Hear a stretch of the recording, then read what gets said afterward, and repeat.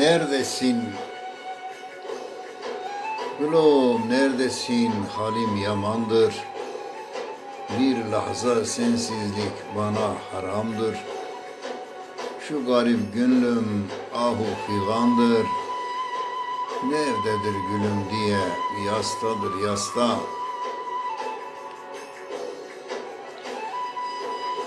Bir cihan dolaştım bir tek gül için. Yoktur bir benzeri acaba niçin? Yandım tutuştum ben için. Bedenim bitkindir ruhumsa hasta. Odamın camı yok bir yırtık perde.